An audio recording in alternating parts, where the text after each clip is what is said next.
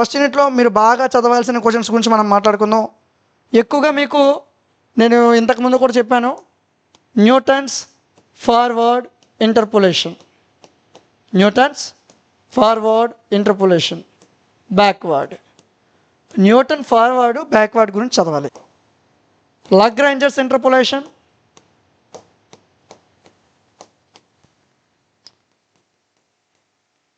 లాగ్రాంజర్స్ interpolation. దాని వీలైతే question and ఆన్సర్లు కూడా మనం లైవ్లో మాట్లాడుకుందామా? ఇంకా బాగుంటుంది.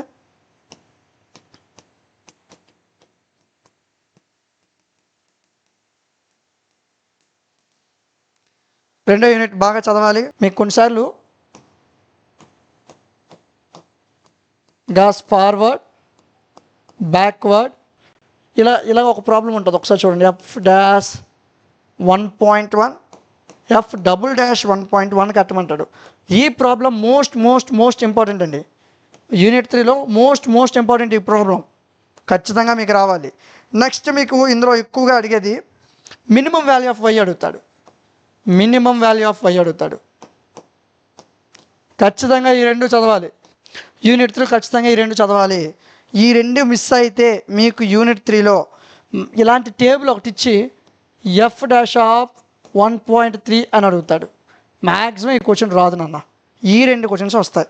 మ్యాక్సిమం ఈ రెండు క్వశ్చన్సే వస్తాయి. డామ్ షూర్గా మీరు చదవాలి. 4th యూనిట్ కళ్ళు మూసుకొని చదవాల్సిన క్వశ్చన్లు నాన్న. 4th యూనిట్ 10 మార్కులు ఈజీగా వస్తాయిరా. Simpson's 1/3 rule, Simpson's 3/8 rule. ఈ రెండు చదివితే 10 మార్కులు నీ జాబ్లో ఉన్నట్టు. ఖచ్చితంగా వస్తాయి ఈ రెండు.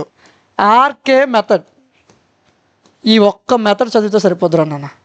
ఆర్కే మెథడ్, మ్యాథ్స్ గ్రూప్ 3 చెప్తాను నాన్న, అన్నీ చెప్తాను. ఆర్కే మెథడ్ ఖచ్చితంగా రావాలి. దీంతోపాటు పికార్డ్స్ మెథడ్ అని ఉంటుంది. ఆర్కే మెథడ్, పికార్డ్స్ మెథడ్, ఈ రెండు వస్తేనే నీకు ఈ యూనిట్లో 10 మార్కులు నీ చేతిలో ఉంటాయి.